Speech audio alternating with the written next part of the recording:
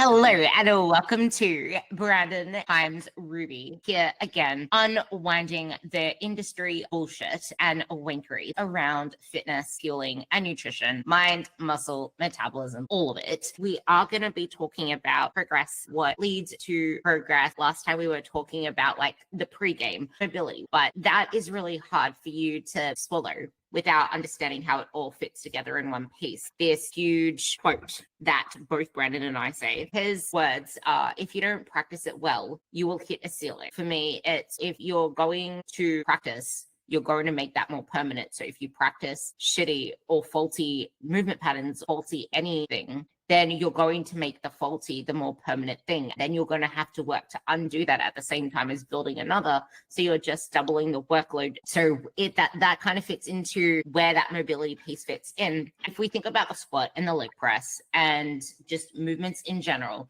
the leg press isn't really going to improve your squat, but your squat will most definitely improve your leg press. And this can be related to so many things within your journey. Focusing on a particular thing and going really hard on that, it can either help the things that actually matter, the things that all work together, or it can be just exuding energy, or only working in that one direction, or the third is the thing we don't want. It can actually be taking us backwards because we don't actually know where to put our focus. And this is where a lot of you guys find yourself, because a lot of that attention has only been put into what you've been taught. And while there may be some teachings out there that say things that will help you, you're not going to see them. You're not going to hear them because you create and cultivate your own newsfeed based off your beliefs, what you talk about most, because Instagram, Facebook, Google, it's all feeding off SEO, AEO, whatever that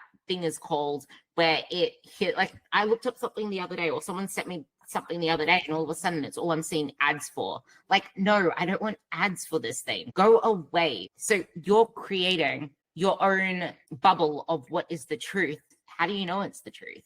So there's that to understand, in that we don't actually know what is the one thing that can improve the things that we want to improve. So that's where coaching comes in. But training the right way, shifting your mindset, doing things the right way, it's not something that you're going to look forward to. Like, yay, let's just do this, because you're not going to get the immediate reward from it, number one. But number two, you're going to get bored very quickly if you still come into it with that underfueled mindset. Training underfueled, you're not going to want to push yourself really hard. Like, what you were doing wasn't working. So if you want to improve your performance, being in a position that will allow you to progress in any tiny manner somewhere is where you want to be, because otherwise the exact same thing that we just said, if you don't practice it well or allow yourself to bring everything up with it, you're going to hit a ceiling. Now, haiku, because we were talking about haikus. The haiku I'm going to throw at you to lead into this is: carbs are your best friend. You want physique, train for it. Carbs fuel your best life. So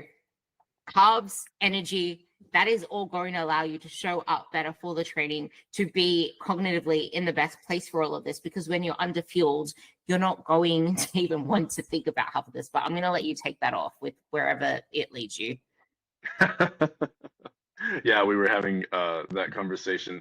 I feel like I have that conversation at least a few times a day, every day, that carbs don't make you fat, that while fat is important for hormones, there's a ceiling. And I kind of liken that to, like, if I put more oil in my car, it's not going to run better. If I put less oil in my car, it's not going to run better. If I put the right amount of oil in my car, it's going to run just right. And it's like that with fats. Sorry, I know we talked about carbs, but I'm like, I think they play together, right? So I have people who come in and I look at their food journal, and they're eating all of this fat and they're not getting enough carbs. And it's like, well, we need to get your carbs up. They're like, well, I'm going to get fat. And I'm like, well, you will if you keep eating this much fat and add your carbs. Yes, because right now you're eating maintenance calories. But this is where the macronutrient ratio thing comes into play. And I think it's valuable to talk about the different effects. I like this breakdown of nutrition. Total calorie intake determines your body weight, right? Or total calorie balance, I should say, determines body weight, regardless of macronutrient ratios. Macronutrient ratios affect the input, or the caloric expenditure. They affect your intake a bit. Yes. But bottom line is that calorie balance determines body weight. Macronutrient ratios determine how you look, feel, and perform at that body weight. And food quality plays in there. It kind of affects everything. It's not the end all be all, but it is the sustainable piece. It is the piece that adds to your health, and it makes it a lot easier to control for those macronutrient ratios that we've spoken about. You can get that body with fake foods. You can get it with, it's just easier. It's healthier and easier with whole foods, but you can do it with fake foods too. But so then, okay, we need to add carbs. That means we're going to pull our fats down. Does that mean we're going to go no fat? Absolutely not. We're just going to get the right amount. Where was I going?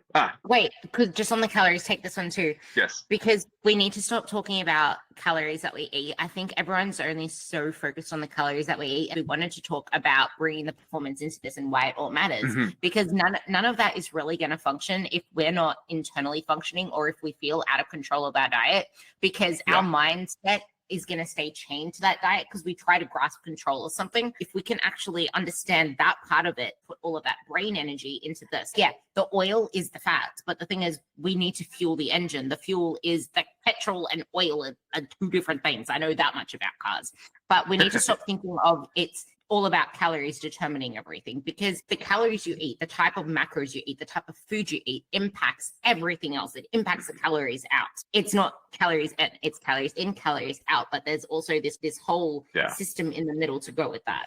There's a lot of nuance, and it's interesting. People will often cite studies where like, hey, this they compared a high carb to a low carb group. Like, here's the keto group, here's the high carb group. They lost about the same amount of weight. The carb group will look dramatically different in the mirror than the keto group. And I'm speaking from watching clients do this. Like, the low carb clients and the high carb clients, if put in the same deficit, will lose roughly the same amount of weight. The high carb clients will have a better lipid profile, will have better hormonal balance, will have less fatigue in the gym, will have more muscle, because they will be able to build muscle because they're eating carbs. Protein builds muscle, but you can't build muscle without carbs unless you're on drugs. That's just the way of it, right? You're not going to build muscle without carbs. I'll say that again for the kids in the back. You're not going to build muscle without carbs, even if you're eating all the protein. There's gluconeogenesis and all that, but you're not going to build, unless you're an absolute beginner who has never worked out before. Yeah, you can build a little muscle. But that means you're coming up from a deficit in terms of the amount of muscle mass that is healthy for you. If you're already healthy and fit and you cut your carbs out, I don't know that you'll lose muscle, but you'll certainly lose detail. You'll lose glycogen storage. You won't pull water into the muscle cells like you used to, so your muscles will flatten out and look worse. Your performance will drop. Your strength overall, like maximum, like 1 to 3 rep max, may not drop, but your endurance under the sets that would generate more hypertrophy will drop. Go. Oh my goodness. You just remind me of a time where I literally cried in the gym so much. And it reminded me of when I was comp prepping as well. I haven't been like this since I was competing, because when I was competing, I was so underfueled. And then after I finished competing, I still had the same mindset of let's just do as much as possible. So I was training 6 days a week. And I was doing cardio astronomically, and I was doing like 7 sets of everything. And if I didn't feel something working, I would do drop sets. And it was crazy. I knew everything. I did exercise science at uni, but that doesn't mean that I applied it. It does not mean this is where emotion. There's knowing and there's knowing, right? Yeah. And there's fearing and there's emotions of being human when you fear something. Anyway, the reason I cried. So I was having really bad gut issues 2020.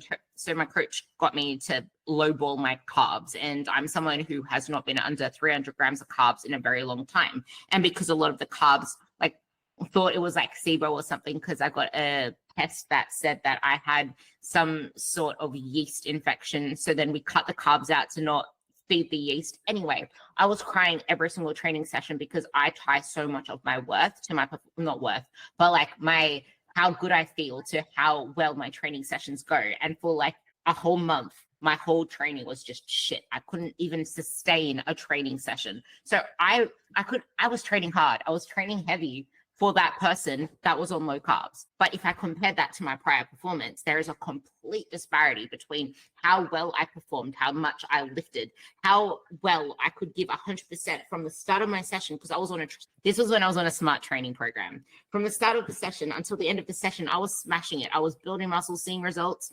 At the end of this whole phase, I looked like shit. Someone came up to me and was like, Ruby, have you lost muscle? You look tiny. I literally said, fuck you. Like, I literally said, fuck you. I feel like shit. And then I started crying. I'm like, I feel like Ouch. shit. My gut is shit. I want my carbs and I just want Yeah. to perform and I feel tiny. And I lost like 4 kilos because of how, Yeah. like, from going from 400 grams of carbs to like 100, there is so much water and glycogen and training performance. Yeah, I just had to bring up that story. Like, it does not make you look any better. If anything, when you can attest to this, when I cut for my powerlifting meet, I felt like shit, looked like shit. Straight after weigh-ins, I had my best freaking physique in the world. I had obliques, I had abs popping, I had everything popping because I was eating like all the carbs. People don't realize that. Yeah, there's a picture of me at one of my backstage at one of the bodybuilding competitions I was in, and it's me eating a donut before I went up on stage to carb up. So much. You would have been so vascular after eating that thing, after being so depleted, right? Yeah. It was pretty good. It's funny how many people go into this thinking like, oh, so you got to cut all the carbs. But the reality is like, okay, so we talk like, okay, you need fat for hormones. Yeah, your carbs actually have a huge impact on your hormones as well, if not bigger. And I kind of look at it like this, and this is my own analogy. This isn't like, anything from, I think I came up with this, but I look at it as like a number of switches. All right, so your hormones and all these processes and metabolic processes that go on in your body, like, all right, here's your master control, board. So when you get enough fat, like, okay, these like few switches, they're on. Carbs, all right, I'm gonna get like 100 grams. All right, well, these couple of switches are on. I'm gonna get 200 grams. All right, we're gonna flip on a few more. 300 grams, let's flip on a few more. And carbs are crazy because it's like the more you get them, the more of these switches keep flipping on. And this is where the whole caloric output starts changing because of your macronutrient ratios. So the calorie balance equation does get more nuanced and confusing here. This person is eating more carbs and they're getting leaner because more things are kicking on, more parts of the engine are starting up. Your brain is metabolically costly. Your liver alone needs 70, I believe it is, first thing in the morning, and beyond that, like, yeah, your brain's going to use a ton of it. And then you want to add performance on top of that, like especially performance that builds muscle or tones muscle, right? But toning is just building. I know the look you're saying you want is this like sleek, lean, that still requires you to build more muscle than you think. You're going to be the same size, but you'll be a different shape. At the end of the day, carbs are good. You go into and I was going to point this out too. Like, yeah, you mentioned when you're on low carb, like you couldn't feel the muscles working. And like, yes, that's kind of a signal. That is a signal that you're not getting enough carbs. I don't feel the muscle, the mind muscle connection. I can't make it. There's no pump. No matter how many sets I do, I just can't get a pump. I know when I've over dieted, or I go in a little bit too depleted into a bodybuilding show, like trying to get ready backstage, it was a nightmare. That was actually the reason I actually ate 2 donuts that day. I ate 2 donuts, a bag of candy, and like a ton of rice. And then you still need some proteins and fats. But it took a lot to get veins working again for me when I was at that show. And it's funny because no 2 shows are the same either. Like what worked for you before is gonna be different. You're at a different body weight. You have a different body composition. You have a different lifestyle. Mine got worse because I kept dieting in between. I didn't spend enough time building, and this is why it's so important. So I had to bring that part. Gotta have that off season.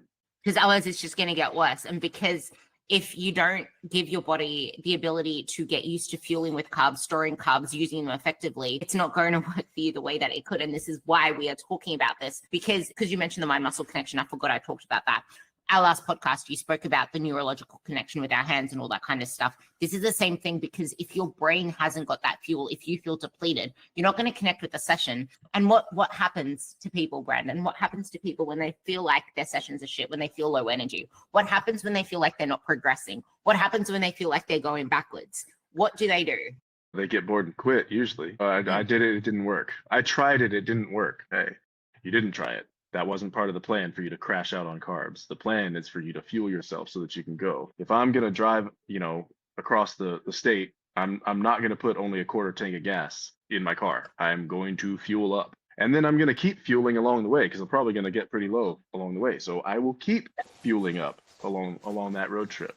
Yeah, I mean, we're going to keep hammering this idea of like, don't be afraid of carbs, but repetition is what helps set things in stone for you. So carbs are good. Don't be afraid of them. I say that. What I'm not saying is go eat a bunch of donuts, go eat a bunch of cookies. I was disappointed as I was first learning about some of this at my first show, where I was like, all right, I get a lot of carbs. Look at that. This is great. I'm going to go get some Oreos. And I topped out my fats after 2 cookies and still had like 50 carbs to go, but no fat. So I was like, this 2 cookies. Sorry, guys, 2 was it. cookies. So people are afraid of carbs. Do you realize how easy it is to rack up your fats when you're not even trying? Do you realize? I was having this conversation Or with someone. tortilla chips. I've never tried it. Oh yeah, because they fry them in the oil. Like, this is a thing. Yeah. We think that what is high carb. I had one of my family members, because I'm like, oh my God, it's cake and coffee. And then someone replied to it saying, no, it's called carbs, the things that you love. I'm like, that's not carbs, that's fat. Like, cake is mostly fat. Like, people have the wrong impression of what is actually carbs. I would not consider cake carbs at all. It is fat. Yeah. And I always get a kick out of when people say pizza is carbs. They're eating pizza, so they're carbing up. I'm like, what? I love this chat, because I feel like just having this little like chat is going to help you realize that it is usually the fats that are holding you back. And most of the time you're not even counting them. Like, what you're counting isn't including the stuff that you butter your toast with, the stuff that you flavor your food with. And that conversation that I was speaking to you about, it's like, well, actually you're choosing to stay stuck because you're so married to loving your fats, loving this, that, and the other. Well, you can choose to keep repeating the same struggles and then wonder why you don't have energy, why you can't recover, why you're tanking out after all of your sessions. Or you can choose to actually fuel your recovery, fuel your day, fuel your body with what it actually needs, which is carbs, and stop clogging it with the fats. And then people are like, oh, carnivore this, keto that. Well, do you know how bad that is? It's not it. You're okay. Because we want to here, let's touch on that for a second. Go ahead and run the experiment. Do it. It's fine. Like, I'm not opposed to you running the carnivore experiment. Maybe there are some foods you're sensitive to. What's important is after you're done running the experiment, you compare your blood work before and after. Maybe you're one of the genetic lucky people who, hey, that didn't have a negative impact on your lipid profile. Or maybe you ran it as a lower fat approach, which if you did that, I mean, you've earned my respect, because that's not a comfortable thing to do by any respect if you're cutting carbs out. But go ahead and run the experiment and see how your performance racks up in the gym. You'll probably lose weight because you're cutting out a lot of entire food groups, not just one, but a few. And when you cut out entire food groups, you're probably not going to eat as many calories. And even though your number of calories burned for the day from the thermic effect of food and likely from activity levels and brain output and all that stuff, even though that number goes down a little bit, you're still probably going to be in a deficit and you will still lose weight. And of course, you're going to drop water, you're going to drop swelling, and you're going to drop bloat. And this all sounds like I'm trying to sell the thing, and you're going to feel like it's working. And you're going to feel like it's working because in some ways, yeah, it kind of is. But in other ways, it kind of isn't. If you want to continue making progress, if you want to have a higher quality of life, everybody I know who ran carnivore, they were successful at it for a short time, but couldn't sustain it. And I've been doing this now. If you don't practice it well, you'll hit a ceiling. Yeah.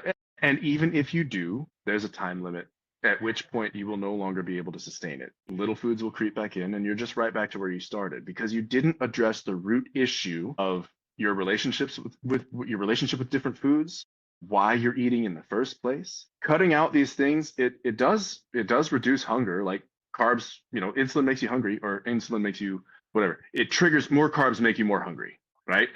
Okay, I feel hunger is a good thing. I want to teach people to sit with hunger. But because you cut this piece of the equation out for the most part, you didn't get a chance to practice that. So what you did is you kind of numbed a few things out and you got a great reset. Okay, cool. You've reset. How can we go upward from here? Because this isn't going to be sustainable for the vast majority of the people. I have yet to see one person for whom it was sustainable. I think even I'm trying to remember the name of the doctor who started the carnivore trend. He doesn't do it anymore. Yeah, he doesn't do it anymore. And I think he doesn't recommend it anymore. I could be wrong on that, but I want to say. He updated his thing and he now eats fruit and all that kind of stuff now because he realized the other parts of it. But the thing is, people will still cling to it because to them it works because we're looking at the wrong metrics. Yeah. But because I want you to take that part down because okay, cool, it's working. You feel amazing with it because I didn't actually think of that part until now, how it does connect together. People love this because they fear hunger because you've spent your whole life freaking hungry because you spent your whole life trying to diet. So it's like you fear this. I was saying this on the last podcast that you guys would have listened to, but it's like, how can you ever get to that body composition that you want if you can't do an effective fat loss phase? How can you ever do an effective fat loss phase when all you've ever done is test your willpower, test your discipline to say no to the cookie, to say no to this because it's going to go over your calories? Well, no shit, it's going to go over your calories, and no shit, you're not going to say no to it because you've already run that resource dry. You don't have that discipline. And I was thinking this the other day when I opened the fridge and I ate extra bread, and it's like I keep going for a little bit of extra here and there. It's like it doesn't impact me because I'm not in a diet. I'm still fluctuating between my meats and its range. But if that's what most people do in a diet. If I had to say no to that bread because I was in a short-term diet and I know I'm doing it for a short-term period of time, and like I asked you the questions, are you going to get results from this? What happens if you don't feel like you're progressing, whatever? You're just going to, a client came to me saying that here's my tracking app. I keep like she had it set on 1,200 calories, whatever. She's like, I don't really bother with it all that much because I would just feel like, what's the point? I never stick to it anyway. I always blow over. I can't stay consistent. I'm not seeing results. I'm like, is it that you can't stick to it, or is it that when you did stick to it, you weren't seeing results, and because you're not seeing results, you think, what's the point to everything? And she recognized it was the second aspect, that because she's not seeing results, what's the whole point putting in effort? And that's where a lot of people find themselves. And this is why you will never reach that technical failure that gets you the stimulus that you want in training. This is why you'll never reach that point of physique optimization, because you're never committing to anything for long enough, because where you measure progress, like I said, if you don't practice it well, you're going to hit a ceiling, and that's what you keep hitting because you haven't practiced how to do all of this well, because it's scary. It requires not seeing progress straight away. It does. And it's actually, I love the approach. We've talked about how we approach clients with their nutrition, and I love your process in particular, where you start them at maintenance until they've got a routine. Like, if you don't have a maintenance routine down, then you definitely won't be able to have the fat loss phase routine down. So the foundation of all of this is the mindset that you go into it with. Carnivore allows you wiggle room. You don't require a routine. It's very self-limiting, much like barefoot running. You're going to run correctly. You're also not going to run a marathon, most of us anyway. That doesn't mean I want you to go buy the cushiest shoe available, but I think you should have realistic expectations and understand these things for what they are, which is tools. If you want that long-term result, I hate to say it, but statistically, it's not going to come from a keto approach. Like, I'm fine if you want to do that. The pendulum sometimes is so far on this side that it needs to swing the other way and be out of balance in the other direction for a little while for a reset. Cool. But let's get into our rhythm of like, all right, where are we going to live, right? Because the bottom line is this: your body is the external reflection of your internal environment, and it never lies. You can do these things externally that can give us temporary reprieve and an opportunity to reset. Cool. But we still have to work on that mindset around food. And so this idea of starting with a maintenance phase first, to practice your routine, to establish what your habits are, to set up, these are the meals that I eat regularly. These are my 3 go-to meals that I eat on repeat. Yes, I eat the same thing every day. And because I'm in maintenance, every now and then I have a little bit more variety. Does that mean I want no variety in your food? No, I want all the colors of the rainbow in your vegetables and fruits, but that's part of your 3 meals. And that's not as hard to do as it might sound. Get that mindset down, then we can shift into hard mode. So the beginner version is like, all right, let's learn how to eat at maintenance. Because right now you're eating at maintenance, but it's coming like this. You're going into a surplus and then you're crashing. And then you're going into a surplus and then you're crashing. That's typically what happens, is like, oh, I'm going to eat great throughout the day and then I'm going to have my ice cream before bed. Or I did great during the week, and then on the weekend I had all the pizza, and then like, oh, I'm dieting really well, except I'm going to have a bite of my off of my kids' plate. They didn't finish their sandwich, I'm going to eat that. They didn't finish their dino nuggets, I'm going to eat that. Speaking as a guilty party, like, I'm a dad, I've done that. But if you want to get very hard, it's very hard for you to put in those boundaries and say no to shit without that. Yeah. So where we want to get to, I explain behavior change like this, and this is kind of where I wanted to go today, is how do I actually make the change? And this is your comfort zone. Right? And this is the zone where your results are. Well, oh, get out of your comfort zone. Like, actually, no, I don't want you to get out of your comfort zone. I want you to bump against the edge of it. I want you to think of it like a fragile little bubble. If I go too far out of it, it's going to pop and I'm going to snap right back. I can do this for 6 weeks. After that, I'm right back in my comfort zone and I regain everything, right? How many times have we done a crash diet only to get back to where we started? The real key to behavior change is this. Why do you feel like people stay stuck in that cycle? Because they're impatient. I think they don't understand that this works just like anything else. And I think when you look at it this way, it becomes very clear, like, oh, okay, this is just a universal principle. Nothing happens fast. You don't save up a huge savings account $1 million at a time, unless you started with that, right? Most of us, we're saving like $100 here, $10 there at best, but we're doing it consistently enough that we have a retirement fund. It's the same idea with this and behavior change and habit change. If you want to learn calculus, you still have to get through preschool first. You still have to get through kindergarten and first and second grade. And you still have to learn basic arithmetic, and then you have to learn basic algebra and so on. If So you think you about it have this to way, have, before you get to the behavior change, because I don't want you to touch on that yet, because there's actually yeah, something I want to throw at you before the behavior change. It's okay, funny because we pay off a mortgage for 20 plus years. Like our mortgage takes forever to pay off. And that's like a 20-year thing. And we only just start that in our adulthood, whatever else. But we have to live in our bodies for literally our whole life. And we're not willing to pay the rent that's due every single day because we're too busy wanting to cash out ASAP. And when you go in, I've never actually hit a poker machine in my life. I have without coins in it, and it does jack shit because I didn't put money in it. But regardless, if you hit a poker machine and you keep hitting it and then you get a cash out, oh my God, I got dopamine. I have to see if I can keep going. And then you realize by the end of it, you lose it. And that's where the gambling addiction comes from. That's a sensitive issue. So if you're listening to this and you have issues with that, please seek help because it is an addiction process. And a lot of people have addicted personalities, which is why a lot of people get addicted to the behavior change, to the dieting mindset. But because I wanted to bring this into the dieting cycle, I actually just put up a post and tagged you in it. Running a marathon is hard. Running it low carb is hard, plus dumb. Running it low carb and without shoes is hard, plus dumb, plus going to beat you up and leave you wounded. Running it low carb without shoes and without having prepped or ran more than to catch the bus when you were running late, ... Well, are you doing this for a good outcome or because everyone is running a marathon and you think it's the stairway to heaven? Relate this to yet another diet, yet low carbing again, slashing bread, doing more cardio or training, another summer shred. A lot of the time, that is what we end up going to because we don't know any different. We're not fed any different.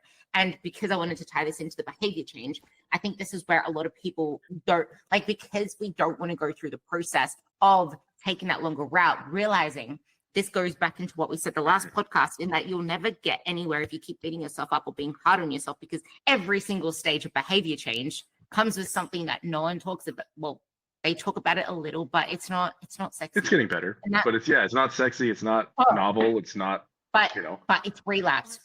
People don't talk about the relapse that happens at every single stage of behavior change. And if you can't be okay with that in the beginner mindset of going through the relapse, now you can bring in the behavior change for that. Yeah, actually, I can tangent just a little bit into this whole modular mind model that they talk about in neuroscience. You are not one personality. You actually are several, and the driver's seat changes out. That's why, like, the person you are in the morning and the person you are in the evening disagree so frequently. And the game isn't to put one person on a pedestal and to downplay the other and try and kill this other personality off. You're not going to get rid of these other pieces of your mind.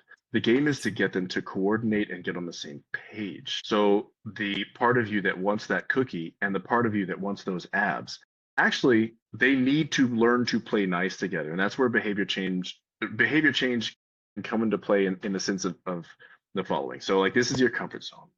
And this is where your results are. All right, what we want to do, the game is this. I'm going to stretch your comfort zone gently. I'm going to put you at the edge where it's like, okay, we're going to take this little piece of change, this little habit that you haven't practiced. Maybe it's just slowing down and being more mindful when you eat. Let's do that until it's automatic pilot. Okay, we bump the edge of the comfort zone. What happens is your comfort zone moves. So now, over time, as we continue to add these tiny habits that add up, these pennies that make dollars, that make millions, as they continue to add up and compound, your comfort zone has moved to where the results are. So the game isn't to diet temporarily to have a temporary outcome.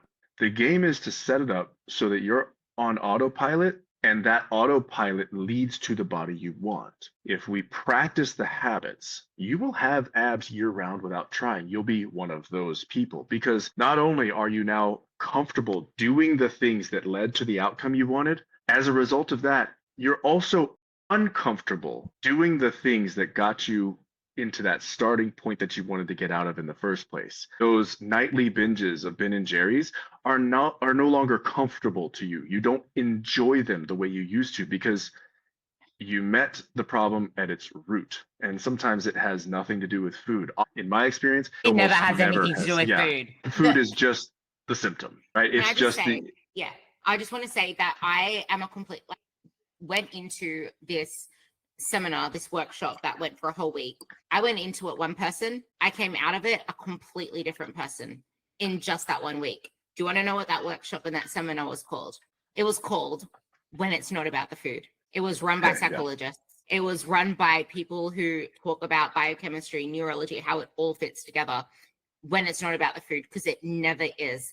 Food has so many components to it. It is a symptom. Just like our body, our struggles, whatever it is that we end up complaining about, they're all symptoms. We need to get to the root of the problem. But many of us are too busy chasing, not wanting to sit with it because it's scary, it's unknown.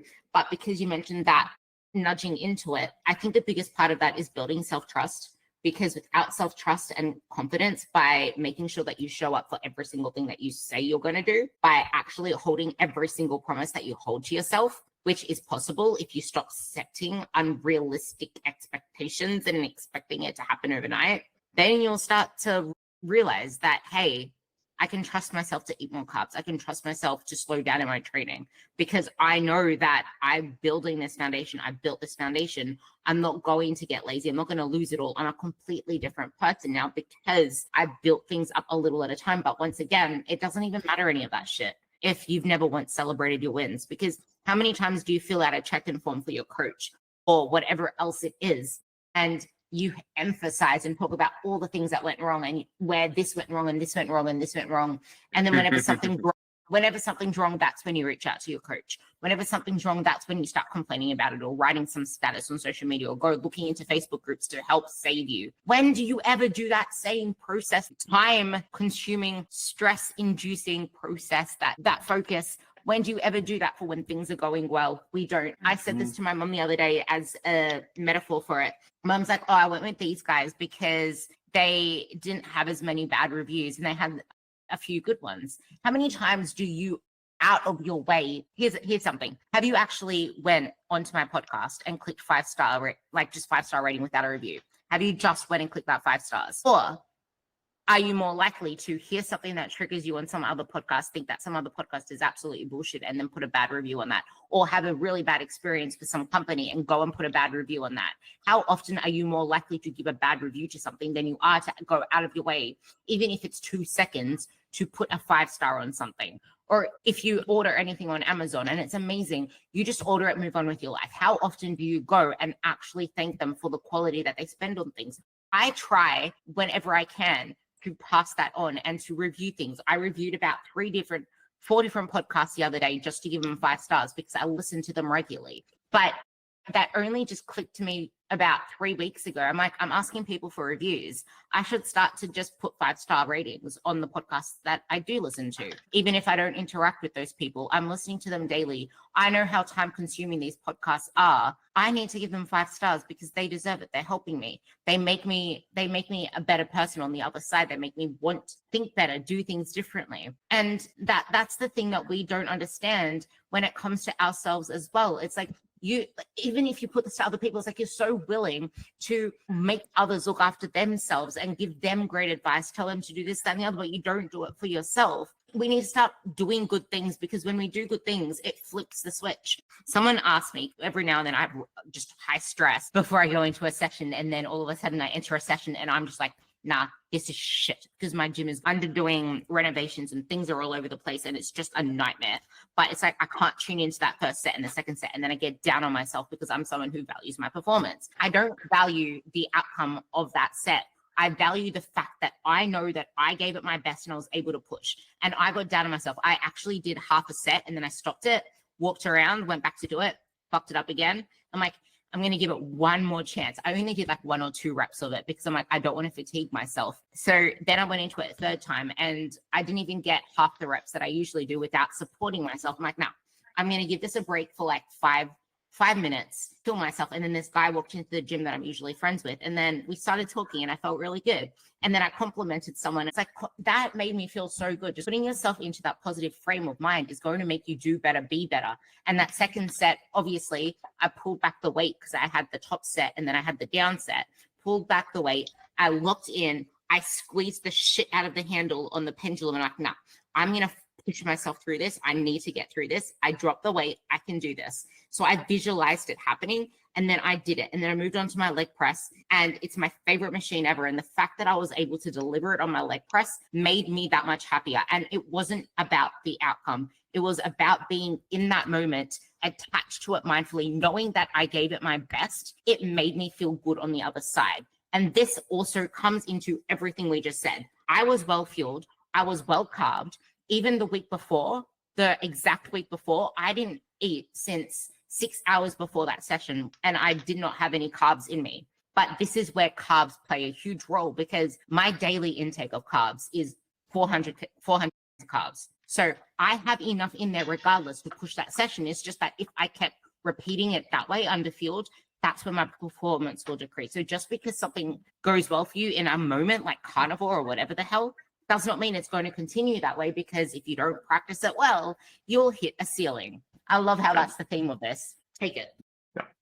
Yeah, man, I have a lot I want to touch on here. Circle back here in a minute to, okay, how do we apply this? How do we start, especially with the behavior change thing? But to talk about a little bit about what you're talking about with, like, you do magnify what you focus on. If you're focused on the negative, it's all you're going to see. And you're training your brain to look for more negative. And in behavior change, one of the important habits to develop is to constantly look for things going right. So when I'm doing nutrition coaching, the first question I ask in every session is, what went well since we last spoke? And your instinct, and a lot of times I'll get clients who their first instinct, well, nothing, I did this. I'm like, oh, no, back up. Something went well. On your worst day, you still have one thing that makes you smile at least. On the day that I was there to watch my dad pass away. On that day, I did have a smile. Something made me smile that day. And because I was practicing this habit, I actually remember it. But if you have to train that, that's a thing you have to focus on and actually practice. And that means that it takes time to wire your brain in such a way that it does that naturally. Or they tested grip strength on people after a little bit of negative self-talk. And they had a baseline for, like, all right, we haven't talked, nothing, just walk in, do the test. This is a thing I've seen in the gym time and time again. I can't. Leads to a decrease in performance. And I think they measured it out at 30%. I could be wrong about that percentage, but I remember there being a not insignificant decrease. And then the flip side of this, the third test was, hey, tell me something you're good at. Like, oh, I'm a barber and I'm good at cutting hair. Increase in performance, substantial increase in performance, substantial noticeable increase in grip strength after that. So the takeaway there is all it takes is for you to reflect on something that's gone well, something that you're good at, something that you're doing better than before, even if it's only 1%. If the binges have gone from 3 times a week, 7,000 calories, 2 tubs of Ben and Jerry's, and now they're down to 2 times a week and it's 1 tub of Ben and Jerry's, you're actually succeeding, because that's progress. When I am working with nutrition clients, we don't track binges in the way of like, oh, stop doing that. We use them as a barometer to tell us if we're making progress in the behavior change. This game should get easier the more progress you make, not harder, when it comes to nutrition and behavior change. It's not just the boxes you tick, it's the boxes that end up not being crossed. Yeah, I mean, we leave so many. There's a great book on management. I think it's called The 1 Minute Manager, and he talks about, like, catch people doing things right. And then there was some other research. The best performance in the workplace is when a ratio of 3 to 6 positive reinforcement cues to every 1 correction. So the best managers, the people who get the most out of their people, have 3 positive things to say. And this isn't like blow smoke up your ass kind of positivity. Like if I'm looking at a client and I'm telling them why their bench press was good, even though their form sucked, it sucked less, and here's why. You had better control over that right shoulder. It didn't come up as high as it did. You did a better job controlling it. Whatever the issue may have been, that right foot didn't dance this time. Even though you still kind of looked like this, your right foot didn't dance. So you had more control. And what you'll find, the next set looks even better. So we double down on catching people doing things right. And it's kind of like getting rid of weeds. You don't waste time going out to your yard pulling weeds. You can, but they're going to come back. What you do is you feed the other plants, you feed the grass, you feed the flowers, and they choke the weeds out. The positive will choke out the negative. So if all you're looking for is what did not go right, what's going poorly, that's what you're going to get really good at seeing. And you're wiring your brain to be less effective. You're wiring yourself to be physically weaker. If you're focused on what's going well, Yeah, I had the cookies, but I stopped at two. You know, that is a Oh, win. I'm going to recommend a couple of books, which is combine them, The Slight Edge and The Happiness Advantage. Combine those two books, read them together because it's absolutely life changing when you put the concept of the slight edge, which you'll get within the first chapter, but you still read the whole book because the repetition is important. It's about you spending enough time listening to this person so you get a feel for their attitude and assimilating that part of their character to become a part of you, because it is the better part that will help you be successful. And then you assimilate that alongside some of the concepts from Happiness Advantage, and you apply that mindset of, okay, I'm going to do a little bit of this practice every day and get 1% better at these skills every day to the things in the Happiness Advantage, and it's absolutely life changing. So anyway, there's your bonus. I would just want to touch on one more book there. I fully engaged, which is by Thomas M. Sterner. That there's this analogy that I remember where it was talking about the road versus the path. Too many people try to take the road, which is that whole marathon thing that I was talking about, and the less carbs, this, that, and the other. Whereas life is like a path. And most of the time that path isn't forged because you are the trailblazer in your own life. And the path is going to be messy. You've never been, like, paths wind. Roads are like cemented and they're going in one direction, but we usually take the paths and we need to be okay with that. And yeah, that was just a really good one. But then if you struggle with the whole behavior change sort of things, I would also recommend The One Thing by Gary Keller, I think it is, because there is one principle that I remember in there that is just like, there is no such thing as balance. Life is never balanced. It's always an act of counterbalancing. It's what are you pinning against each other and what is the most important thing for you to focus on in that moment, because it will change every single place in your life. What are you willing to give up? What are you willing to not give up? Because if you keep trying to hold on to all the things, you'll get nothing out. And that's the same with dieting. If you keep trying to hold on to highly palatable foods, you're never going to get anywhere, because that isn't going to allow you to actually stay into a deficit. And then if you're trying to build muscle, if you keep trying to hang on to where I feel like I'm fluffy, I need to stay lean. If I keep trying to hold on to that, then I'm not going to move anywhere. But before you move on, there was something that you mentioned with you don't just fuel fat flowers, you need to pull up the weeds as well. But if you keep focusing on the negative things, like, why am I getting weaker at this? Why am I sucking at this? Then that's going to lead to other things that go wrong. Like, well, I just gave up that. So then you're going to perform worse. And then that's just reiterating the whole, well, see, it's true, because your brain will always try to prove yourself right. So if you're focusing in the wrong direction, you're proving yourself right. So yeah, you're doing everything right, but it's in the wrong direction. And I put that on one of my posts today as well, which I brought up because you reminded me of it. Results don't happen at the rate that your mind wants them to happen. They happen at the rate that your body allows them to happen. And then there's the psychology of behavior change. If you want to master a skill, no matter what that skill is, you have to be consistent. But an inch of movement in the right direction is better than a mile of intention without direction, or 10 miles in the wrong direction. Time is going to pass anyway. Which direction are you taking? Now move on to the next topic. There's so much I would like to jump off to, but I want to close this out with how to start. Like, where do we start with this behavior change game? Where do we start? Because this applies not to just nutrition. This applies to anything. Learning new skills like lifting. This applies to getting into the habit and routine of lifting. How do I make the gym as much a part of my routine as brushing my teeth? Okay, start small. If you have a greater than, I don't know, 75-ish% failure rate, if you have a greater than 25% failure rate, in other words, for every, 4 tries, you fail once, like, that's okay. If it's worse than that, like you're failing half the time, let's chunk it down and make it easier. That doesn't mean you failed as a person, or you're less good, or you're less valuable. It has no reflection on that. It just means you're not in the grade you thought you were. You thought you were in 9th and you're actually in 8th. You thought that your skill set was here, it's actually here. Great, now you know that. That means you're better equipped to actually master this. Because if you think you're better at something than you are, you're bound to continue to run into struggles that you don't understand until you accept that maybe I need to take a beginner's mindset and assume I know less than I think I do. I shared something today that said the more you learn, the less you realize you know.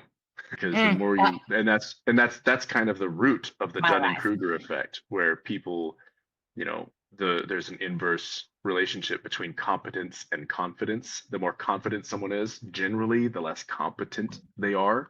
And the more they learn about a topic, the more competent they become, the less confident they tend to be. You will hear many PhDs say things like, we think, and it appears, rather than definitively this, There are a few occasions where like, yeah, we can be fairly certain. And that's usually the language you'll hear from someone who's very intelligent and very learned in a topic is probably this, most likely this is what we think. So anyway, coming back to this idea of how do we start? We start small. We start with a beginner's mindset. It doesn't matter if you've been doing it for 10 years. If you've been doing it for 10 years, I used to teach music, and oftentimes we have to break habits in terms of technique. If you've been practicing that technique, arpeggios.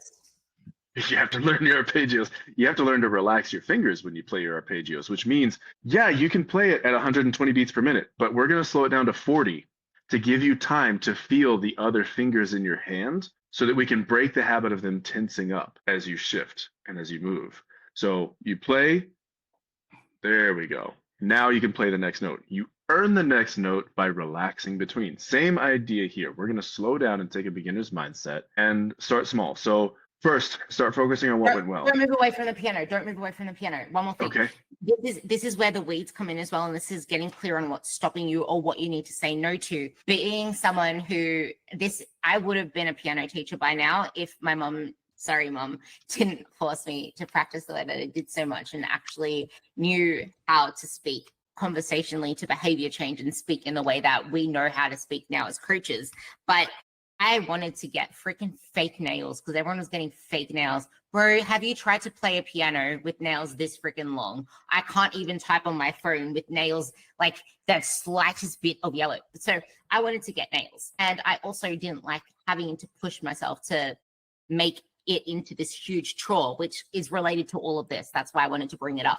So when like you want to become a master at the piano, we have to figure out what's holding you back. For me, forcing performance, forcing all of this from a place of lack of empowerment or lack of just forcing it over and over again isn't going to allow you to move that whole sustainable way. It's that whole, if you don't practice it well, you hit a ceiling. And the other that was holding me back was the nails thing. It's like, if I want to have both things at once, I'm not going to be able to have it because I'm not going to be able to be a master at the piano. And I was going for my 8th grade thing, which you need to have all 8 grades. Is it the same there? You have to have all 8 grades to be able to be a piano teacher. I was on 8th grade about to go for an exam. And then I just stopped. I'm like, nah, I can do what I want. Bye. And then I went and got my nails the next week. Like, this is where we have to realize that you're going to hit, and now I want to go back to it. And now you hit perimenopause and you wish that you've done it right the whole time all along. Thinking about the whole like pushing yourself for perfection, there's this movie Whiplash that is a very poor portrayal of music education where he's got this drummer in here playing and he's like, faster, faster. And the guy's like sweating and the drummer, like he starts bleeding. And it's like, this is the exact opposite of how you actually get faster. When you're trying to work on hand speed, you slow down and you focus on how it feels and you focus on minimal efforts. The best athlete is not the tightest athlete. It's the athlete that can most rapidly oscillate between maximal tension and least amount of tension. Think of a sprint or a hang clean or any kind of very athletic movement. There is a moment of maximal tension and immediately there is a moment of almost relaxation. It's on and off, on and off. In the clean, you throw the weight up and then there's a moment of like, all right, I'm actually pretty loose. Now I'm going to brace right before I catch. Because if I'm constantly tight, I'm going to be too fatigued to catch that weight. If I'm constantly tight, I'm working against the muscles that actually propel me forward. If I'm playing the drums and I'm playing with, say, the French grip and we're using the fingers, like if my fingers are tight pulling this way, then they're working against that as we pull this way. So like I would always teach my students to bounce the stick like a basketball, which you have to start out. Yes, it's kind of a faster technique to begin with, but you have to start out slow. I say all this to say, just to give the analogy of the nutrition, this is a universal principle and this applies to literally everything. You can't force yourself to be good. Being good is the outcome. You can't force outcomes. You have to focus on the process. And if you find joy in the process of practice, you're much more likely to see that outcome. If you find punishment in that process, punishing yourself with more workouts because you accidentally ate a donut, you will find that you're tightening up and you're slowing down. You're working against yourself. Accept that you are human and you will make mistakes. And that's part of the process. Use those as a gauge to tell you what habit you probably need to be working on. And it's not self-control, it's habits. Habits don't require self-control. That's why they're habits. Brushing my teeth is a habit, but it didn't start out that way. You do start out with discipline. but you don't live there. So pick something that is small enough, you have enough discipline to work on it every day and be at least just at 75%, 80% successful. I have two more books I need to recommend to this one. Is Steve Magnus, fucking amazing. You can also read The Science of Running, even if you're not a runner, but I would highly recommend Win the Inside Game and Do Hard Things, because our perception of what hard is completely warped.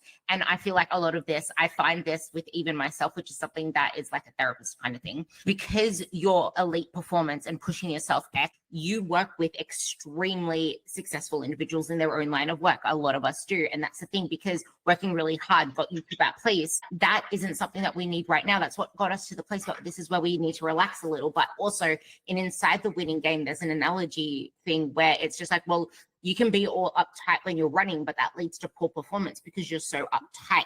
And that can even lead into, if you want to know and you'll about fatigue out and get hurt. Yeah, and if you, exactly, you'll fatigue out. It's just that you need to realize what you're willing to give up, what you're not willing to give up, just to tie it back to how it relates to you in the gym as well. I had missed out on a 6th rep on my leg press on my last set. I had to support myself for that 6th rep because I amped myself up too much for that last rep. I'm like, last rep. And I didn't actually put myself into a position to get that last rep because I was too overly focused on the performance of it and pushing it out, that I didn't lean back onto the fundamentals that I knew. And that happens all the time if we don't lead into the fundamentals, which ties this whole conversation back together with self-control and discipline. You can't force that, and it's going to tap itself out. And you've already tapped yourself out with fat loss. It's not working. It hasn't worked. This doesn't mean that you're not going to get leaner. You're not going to lose fat. It just means that where you direct your focus needs to shift. Now you can sum it up. Okay, summary. How do we actually get started? I'm just going to give away the formula here that I use. And this is what I used the first time I saw my abs without trying, and was able to maintain them and still maintain them year round, even though they're not as clean. They're always there. And these are the habits that I personally practiced. And I want to preface this with, this was a 2-year timeline for me personally to get these habits. And I don't think you ever fully master most of these. I think you just get better. And then you take a beginner's mindset again and you get a little bit better and you cycle through them. So the habits that I teach in nutrition coaching come from precision nutrition. And it's, the first habit that we work on is always to slow down, like eat slower, put the fork down between meals, take a breath, chew your food thoroughly. The second habit is to stop at 80% full. So you notice those two are disconnected. Sometimes it's too much to ask for both. If I can just get you to be more mindful and more present, that alone, honestly, like that's most of the game. Those people who have really mastered this, you really can eat anything you want because you'll find you don't need as much as you thought. If you master no other habits, master that. Be slow and mindful, stop at 80% full. And I would add to that, ask why you're eating. There's an exercise that I do with clients. It's called the mindfulness raisin, but I like to use dark chocolate because dark chocolate is one of those things that only tastes good if you eat it slowly and don't chew it, especially if you get the really dark stuff. So oftentimes we'll get a bar of chocolate and we'll just eat it and it's gone. What we'll do is we'll take a small square, hold it in the mouth, set a timer for 10 minutes, close our eyes, breathe, and just literally meditate on the chocolate. And I know this sounds like hippie stuff, but the reality is when you slow down like this and you're really mindful with your food, you'll find some of the things you liked because of a signal they send, not because you actually enjoyed them. Do this with a potato chip. It'll kind of rock your world in terms of that's nasty. Like, does it taste good if I eat it fast? Totally. That's why I want to eat 10 at a time. Does it taste good if I eat one and I eat it slow? It kind of tastes terrible because it gets soggy and gross in your mouth. And so that mouth feel that's so important for that goes away. Anyway, after practicing this, after the 10 minutes. It also works in the opposite. No, wait, because it also works in the opposite direction. There's a study with the cigarettes people and they want to quit smoking. There's the resistance to wanting to quit smoking because they don't believe they can. So they go into it with the mindset of, I'll never be able to quit smoking, blah, blah. There's so much resistance there. Most of the time, we're not actually resistant to the therapist or the coach. We're resistant to ourselves. So the first step is, I want you to smoke. I want you to smoke. I want you to enjoy your smokes, but I want you to be present and actually enjoy every single puff. Who the fuck enjoys smoking? So then there are usually questions like, okay, so when are we going to start the quitting process? And that's already opened them up to the quitting process. Yeah.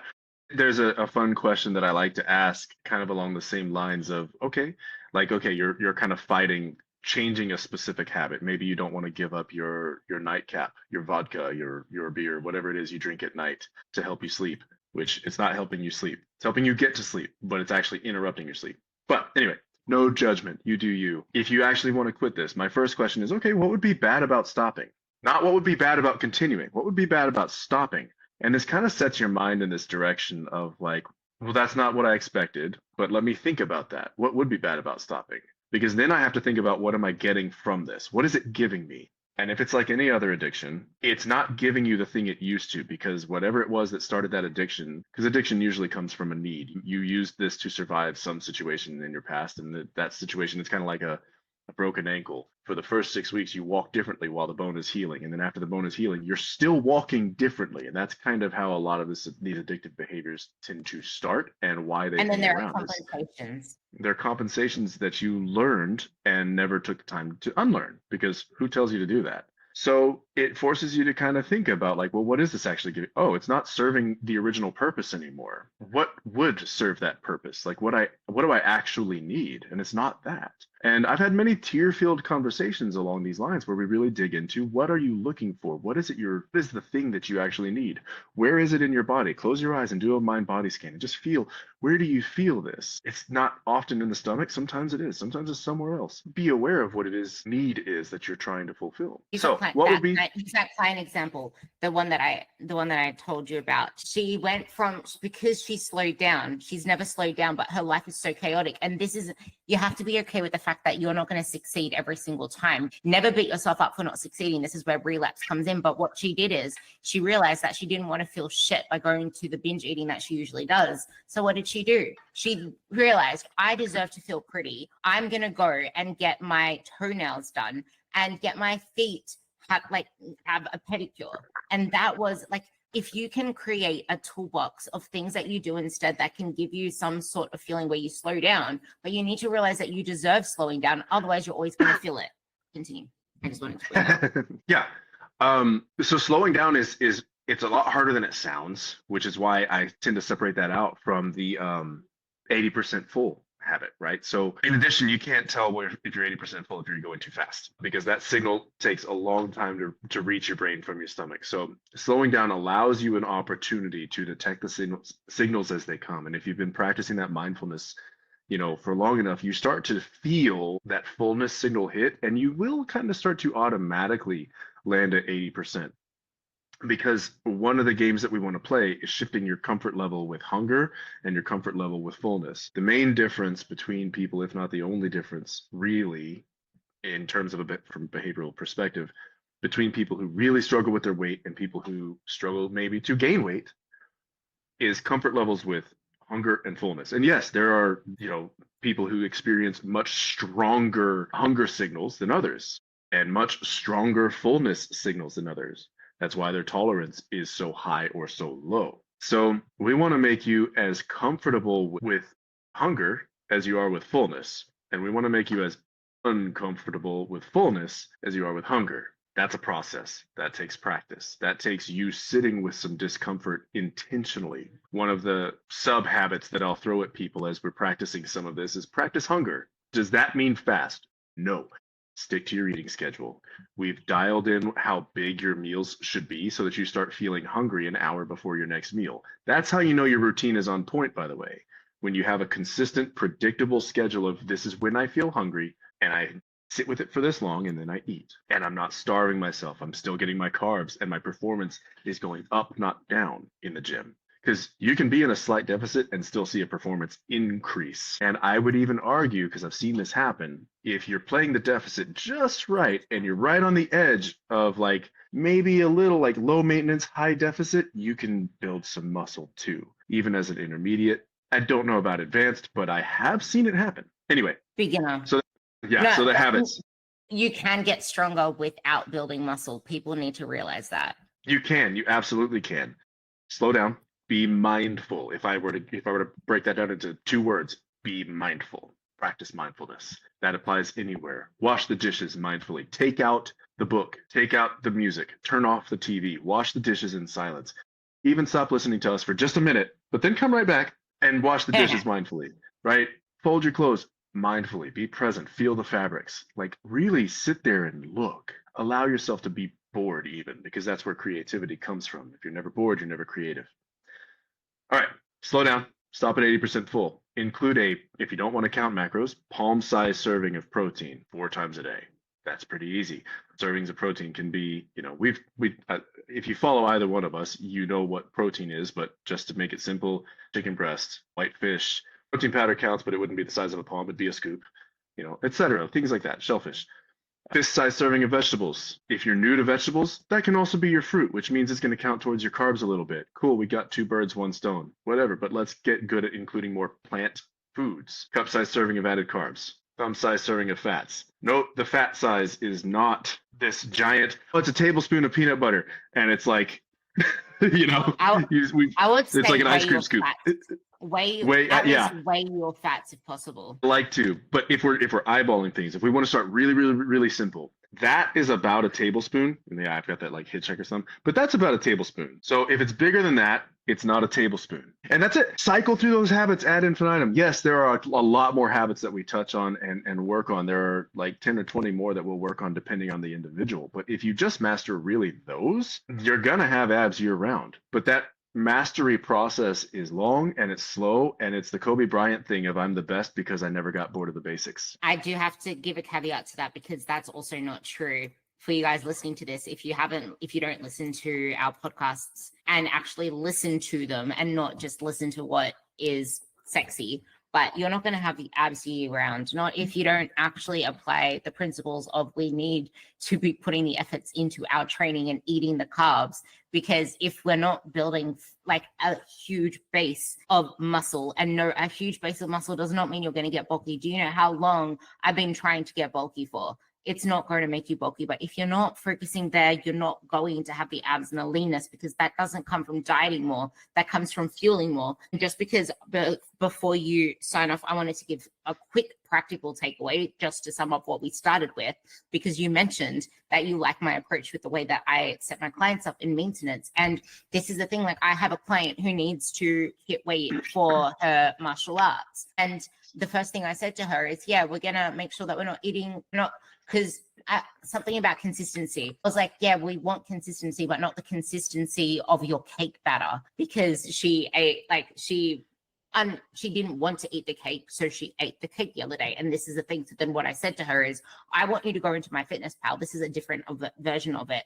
I want you to go into MyFitnessPal because she has a weight to hit, so it's important. I want you to go into MyFitnessPal and I want you to plan out the whole week in advance. I want to not have to think about your diet fatigue, any of that. She's not in a diet phase. We're staying at maintenance, but we're going to get rid of all the discrepancies that can happen, all the nibbles, all the bites, all the chews. We're going to get you really freaking good at nailing all of this. And you'll notice, because of this maintenance phase that she's in, that her body's going to respond, and it's going to start to feel leaner, be leaner, because now she's going to start to put all of that energy. It's going to be good fuel into being more active. And this is why it's not just about calories in. Most of my clients see the best body composition changes in this maintenance period, because it gets them really honestly raw to the actual, like, I'm giving you the come to Jesus talk with yourself. This is what your food looks like. And for once, it's actually looking like the way that you say it's looking. So now we're going to get results in maintenance, building muscle, because you're new to actually training really freaking hard. Yeah. And I should have caveated that, like, yes, the abs need to be built in the gym. They are revealed in the kitchen, but they are built in the gym. And getting these basics down, you can take things to a higher level where you're tracking and using macros. And I had a thing I wanted to say about that I was a fan of something you did, and I just lost it. I apologize. But yes. The carbs. Yeah. Oh, you were talking about the biggest body composition changes. Like, yeah, that's where you're kind of hitting that unicorn status of like, we're losing some body fat. We're not losing weight per se, but we're losing some body fat, and we're likely even building some muscle. And I have seen this on people who are at a pretty high level of development. So it can really apply if you really balance it out. Does that mean I suggest gaintaining for people who actually want to get big, like dudes, which I know that's not the audience we're talking about, but like if you want to actually gain some muscle, and I would say women too, especially, you need to be in a surplus at some point where you're allowing yourself to gain weight. You have to. You're just gonna have to. And does that mean you're gonna blow up and be a giant walking muffin? No. You just need to allow yourself some grace and accept that your new normal will look differently on the scale, but as a result, it'll look differently in the mirror once you're done. If you trust the process and you're patient and you go into that longer, I think we've talked about it being longer phases for muscle building than for fat loss. If you want to build those abs that are worth revealing, then you need to be patient, you need to be fueling adequately, and you need to be okay with the scale number going up with your clothes fitting tighter. But then once you get around to another cut, you're going to be very, very happy with what you see. And all of that time that you spent feeling overfed will be worth it. And you will look at that and you will be so glad you did it. And you will be so thankful that you were patient, because good things come to those who are patient. Yeah, I love all of that. That's the best way to end this podcast. I want you guys to run away with this, implement it. I hope that it actually inspired you to take some action. Like I mentioned about 20 minutes ago, please leave me a 5-star rating. If you do, and there's anything you could benefit from us, reach out to us and we'll pay it forward as well. We will be thinking of something together in the future that we will bring our listeners along as well, so that you guys can have something a little bit more practical to apply for 8 weeks and have you realizing just how good it can feel when you stop fearing this stuff. Because I feel like if you just gave it 8 weeks and ran with just a simple strategy we will put together, that you will feel so much better and you'll be inclined to want to invest more into yourself because of how good you feel. But we will be talking a little bit more on abs and ass in the next part, because I think a lot of people feel like you can't have both at the same time, but you can't have them both at once at the start at the same time. But you can have both if you learn that fueling more and building more muscle is what gives you abs at a higher body fat percentage and a higher weight. Because the body that lifts heavy shit, that does heavy barbell rows, heavy squats, heavy deadlifts, even if you don't squat and you just do deadlifts and RDLs and pull-ups and barbell rows and all this heavy shit, that body is going to need a really strong base of core support, which comes with it needing to practice core movements to build a strong brace, et cetera, et cetera. So you're going to see the results that you want. But with that, hope you guys benefited from this. Love you all, and you will hear us in the next duo podcast. Bye. Bye.